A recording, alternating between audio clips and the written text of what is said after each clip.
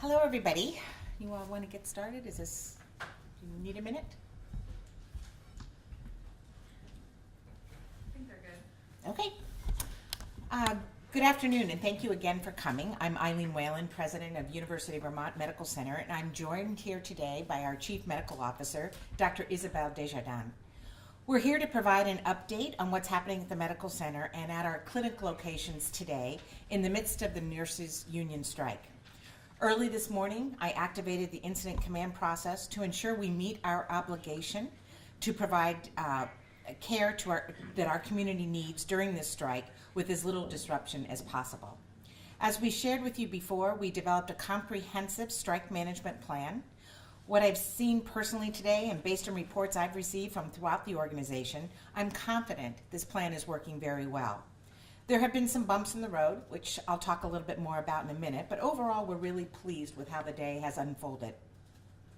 Approximately 275 nurses moved into place at 7 a.m. this morning in the hospital, and about 90 at our clinics throughout the community. They received complete handoff information from nurse leaders on each patient and then got to work providing care. These nurses are experienced professionals who are accustomed to coming into organizations in unfamiliar surroundings and performing at a very high level. Each one completed 2 days of training and onboarding provided by our subject matter experts. It included use of our electronic medical record, which is widely used throughout the country, and policies and practices unique to our organization. I met some of the professionals at the training site on Tuesday personally, and I've also seen them in action today as I've rounded through the organization.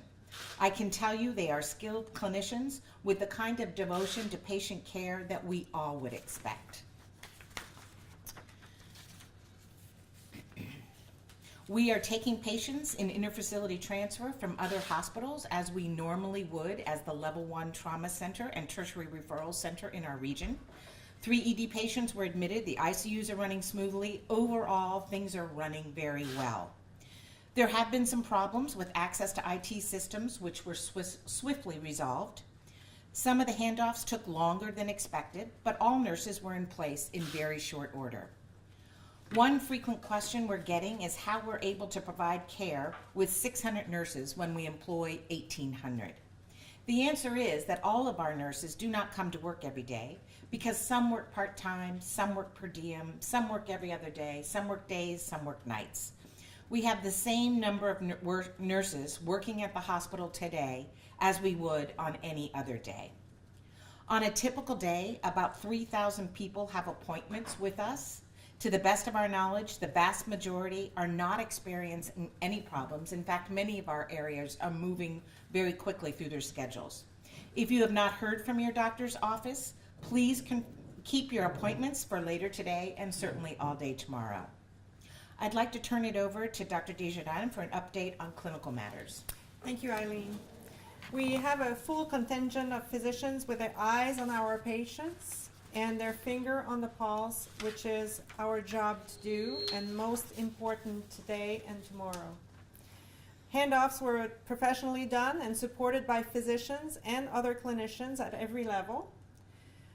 Obviously, that moment was difficult for many of our nurses and other staff members.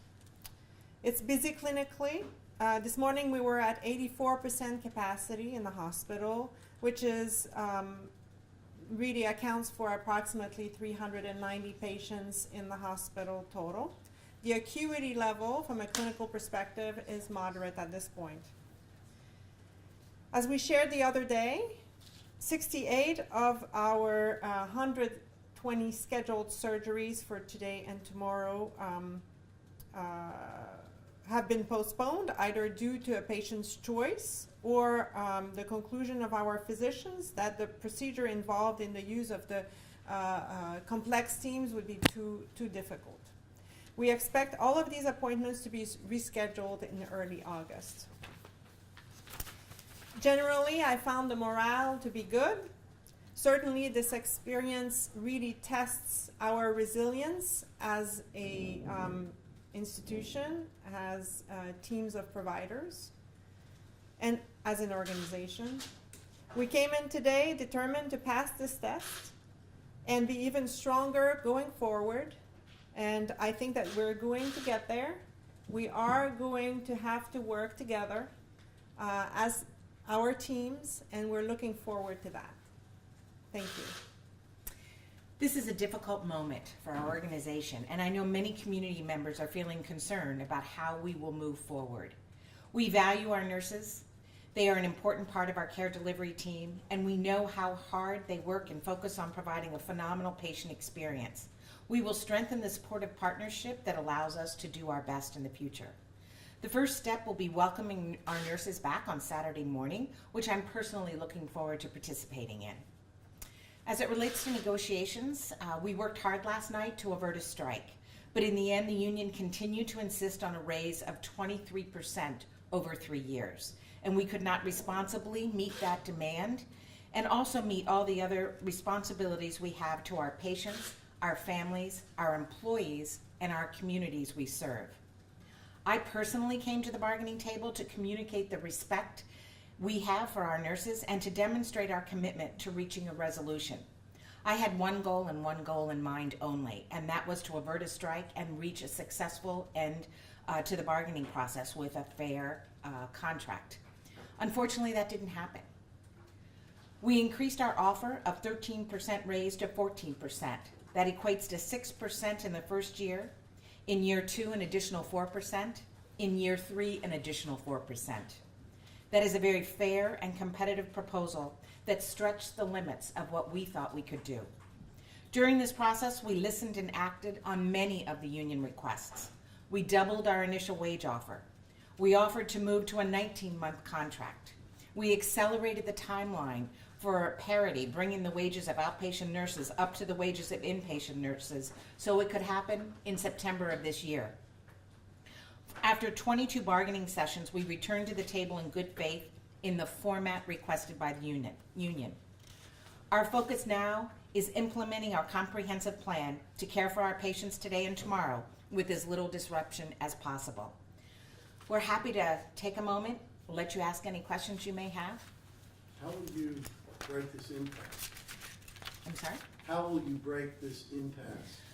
Well, that's a great question, Dan. How will we break this impasse? It is our goal to get back to the table as soon as possible. I do think a little cooling off period would be healthy for all parties, but it is our intent. We will work under the previous contract, and we will get back to the table to complete this negotiation. Oh, they'll be under the previous contract? Yes, yes. Okay. The previous contract that expired earlier this week is how we will manage through.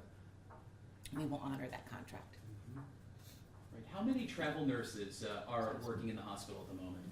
I think my number was 275 nurses moved into place this morning at 7 o'clock, and we had another 90 in our outpatient clinics. Is that being 365, all of them being travel nurses? Yes, yes. All right, all of them. We had quite a few of our own nurses who came to work as any other day they would come to work. So we're really proud. We welcome those nurses to continue to come to work. Do you know how many of your own nurses? Actually, I don't. We know we had 125 that agreed to come to work. I personally don't know exactly what number ended up coming to work. We can certainly get you that information. But we had 125 that had spoken up in advance saying they would come to work. Ben, you had a question? Yeah, I just wondered if you could elaborate a little more. You talked about some handoffs that happen a little slower. I guess I don't quite understand what that means. Can you... Sure. So early this morning, we moved in the contingency nurse, at 7 o'clock. So what typically happens between shifts is a nurse will give report off to a nurse about that particular patient, what occurred during the evening, and what their priorities for the day were. That occurred seamlessly with nurse-to-nurse handoff. Some were just a little bit slower because then what we had to do was that nurse had to give report off to a contingency nurse. So typically, the process may take 15 minutes per patient. A couple of them just took a little bit longer. So we didn't really think it was a glitch in the system, but it's just something we noted in terms of our planning to really accommodate for in the future. My question was about the cost of this. I know you said a few days ago you weren't sure because there was a possibility the strike wouldn't even happen, but now that is, what is the cost of your current? So the cost won't be known until the end of the day, it's a strike day, so the end of when we're finished with this over the next day or so. And by that I mean we have a cost that we incur based on the utilization of nurses, depending on how many we use. We'll have all the travel costs associated with that. And so until that's completed, till everyone's gone home, we won't have that total number. But I can tell you, it's going to cost this organization significantly, Into the millions. So- most likely. How has this affected the movement of the trauma center? We've had absolutely no impact on the trauma center. We've been open 24/7. We continue to take patients in. We always have 2 free urgent emergent operating rooms available. We've continued to keep that such. I know Dr. Desjardins, we've been down in the emergency department a couple times this morning. Things are going very smoothly. You don't plan on talking today or tomorrow or anything like that? right? Is your question, are we talking with union or negotiating? Union, yes. There are no negotiations during a strike. Yes, Dave? Eileen, the nurses say that they came back with a 22% offer that was time limited. You guys have characterized them as sticking at 23%. So first of all, did they come back with a 22%? So I was in the room and part of the negotiations. What they came back was a comment that this is off the record, which means a supposal, which is not a formal proposal, so not something we could react to. Okay, so you didn't feel like that was them moving No, their position? correct, we did not. And that's why there was no counter?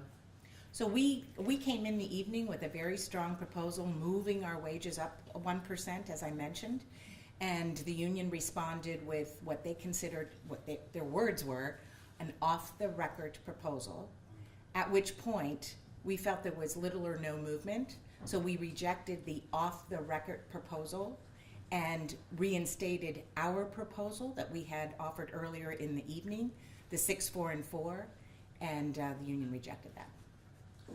So these negotiations have been going on since March. How much longer can they really go on for, and do you see an end in sight? So we are very anxious, obviously, to work with our nurses. We believe strongly that if we continue collaboration and continue talking productively at the table, that we can come to conclusion. We hope that we can conclude this in a very short period of time. Yes? How much would the nurses' proposal for wage increases cost the hospital annually? The early estimates when they were, I can't answer that question for you simply because the numbers have come and gone so many different directions. We can certainly provide that for you. Actually, I have a question about another number, actually, Ms. Whalen, that may come and go. The 365 travel nurses that you mentioned are working today. Any indication that you might be able to pass along to how much they are being paid? I can't pass that on simply because I don't have that data point. Just so everyone knows that the nurses are working 12-hour shifts, which is very commonplace. It's a very typical shift in a hospital. So we have a group that came on this morning. We will have a group that will come on this evening. So we'll do the same in terms of handoff this evening. A group will come back on at 7 o'clock in the morning. Again, a group will come back tomorrow night at 7 o'clock. At 7 in the morning on Saturday morning, we will welcome our own teams back to the bedside. So does that mean then that 365 then travel nurses may come on duty at 7 p.m. to the point where over the 24 hours, you said strike day that we're in now, that would be what, 730, I believe? We will not have we will not have that same number coming on at 7 p.m. because we do not staff the clinics at night. So the 90 nurses that are in the clinics will not be coming on tonight. The nurses will come on based on the number of patients we have. So based on our census, based on our staffing grids, we will bring nurses on, which is another reason we can't really quantify the cost until we know exactly how many nurses we need for the 24, over, I guess, 72 hours we still have left. So it may not be 275 then that come on at 7 p.m. And I have one more question, then I'll shut up and let all of you get in here. That one last question, Ms. Whalen, that I have is how much of a budget surplus did the medical center have this past fiscal year that just ended? So budget surplus is an interesting comment. The Green Mountain Care Board sets our budgets on an annualized basis, and we exceeded our budget. So that's, I think, what you're referring to. It would be, yes. Yeah. I wasn't sure what terminology you might And we're use. happy to get you that information. All right, you don't have it handy at the moment. I'll be happy to get you that information. Eileen, the union leadership last night described the talks as almost bullying. What can you say to that description? I've heard that term a lot, and unfortunately, I think bullying is in the eyes of the beholder. I have certainly heard from many of my staff that they felt they've been bullied. They feel that they've been intimidated. I was in the room last night, and I can guarantee you there was absolutely no bullying or intimidating going on whatsoever from the hospital's team. Yes. So, a lot of people in the community in comments and in interviews and questions have kept coming up with, what about the salaries of the hospital CEOs and the people in charge of the hospital? I guess, given your own salary, what is your response to members of the community who have said that they think you and Dr. Brumstead are overpaid? Well, I think like every hospital organization, the board sets a compensation philosophy. Our board compensation philosophy is consistent with many other academic medical centers, and I think that like other academic medical centers, the board sets a fair salary to be able to recruit, retain, retract the highest quality people. Another concern people have is, obviously a 2-day strike is only 2 days, but if this is not resolved, there can be a second strike, and that can be however many days that is, much longer. What do you have to say to that? That is definitely a concern of at least people I've spoken with. No one wants a strike. No one wanted this strike. And so we certainly don't want to repeat this performance. So it would be in our best interest, and I think the interest of the union, to get back to the table to make sure that we come together with a fair agreement. Yes. Do you think that the hospital's image is suffering as a result of the strike? I think the community should feel rest assured that we are providing the highest quality of care. We are welcoming every single patient and family into this organization, any community member. We are rounding, our patient family advocates have been meeting and visiting with patients all day long, and the response we've gotten is very gratifying. They are very pleased with the care that they're receiving. So I would really rest assured, have confidence in the community that they feel comfortable accessing our organization, our clinics, our emergency department and urgent care like they would any other day. Yes. Yeah, Eileen, I'm still struggling. You're like 11% apart at this point on salary. And I'm just trying to imagine how you're going to solve this, because are there other aspects that, well, are you willing to budge, I guess, anymore? And just how are you going to bridge that gap? It's a big one.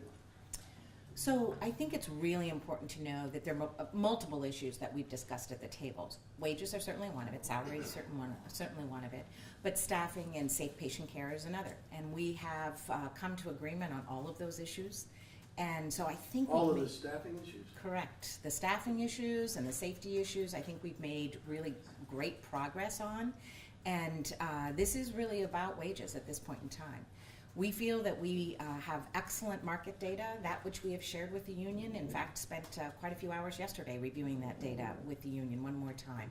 So there's a point where we've put what we can on the table, and that's the point we reached last night. So there has to be some give and take. There has to be some negotiation, and we reached that point last night.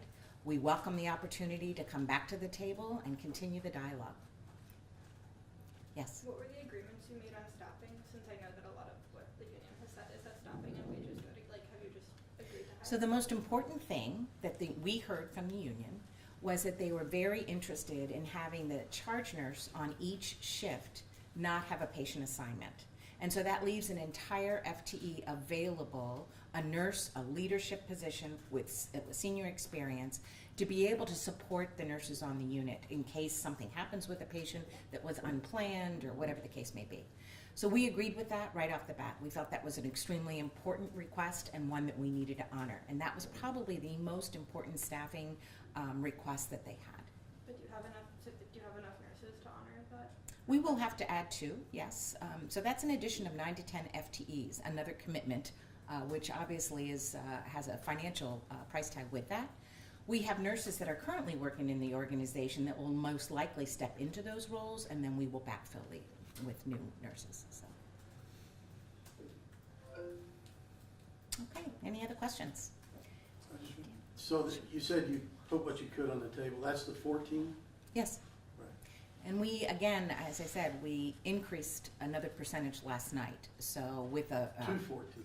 214. We were at 13 prior to, Right. so we came in last night, again, with the goal of averting a strike and increased it 1%. We changed the percentage points because we heard the nurses very clearly ask to see 6% or something higher in the first year, and so that's what we did. So we went to 6 in the first year, 4 in the second, 4 in the third year. So I understand that you guys have made a number of hires in the last couple of years. That's been some of the data we've been getting in press releases. Have you been able to hold on to all of those positions, or like what has the turnover rate been? So our turnover rate, as we've seen in a lot of the press releases that we put out, is very similar to any other academic medical center. And we've been very successful hiring over the last 16 months. I think that data is available to you. And we have added significant number of positions, really listening to our nurses and looking at the staffing ratios and really understanding what the needs of the patient population are. So, yes. So more on the patient side of things, I was sort of late to the table, sorry, but I just spoke with a few patients that are here, and they are extremely concerned about the new nurses coming in, not knowing their daughters and sons' charts. It makes them very, very nervous and frightened. What would you have to say to those families? We work as a team. We are really team-based oriented in this organization, and I would reassure everyone that all the clinicians have their eyes on the patients and the finger on the pulse, and making sure that we communicate the status and the current state of our patients in a way that is very focused and determined at this point in time. As you well know, we have fostered a culture of patient-family-centered care. And so our patients are very much a part of the team that Isabelle just mentioned. So patients and families are at the bedside. They're helping us care for the patients. And that hasn't stopped over the last 6-8 hours, nor will it over the next couple of days. So we involve the patients and families, and it's probably one of the significant, most important things we can do to ensure quality and safe care. Yes. I'm confused about how that relates to her question. Like, do you mean that they should feel safe because they get to be there, or that they'll be able to help the nurses understand what's happening? We empower patients and families to really be engaged in their care and being knowledgeable about details of their medical delivery of care and details about their current status. And that conversation and dialogue really has led to safer care in the end along the years since we've adopted that very patient and family-centered approach. And that also includes other members of the team who are there and over-communicate in handoffs and in really keeping the safety and the well-being and the compassion to our patient and families first and at the center of all decisions. Okay, thank you so much. We really appreciate your interest. Thanks.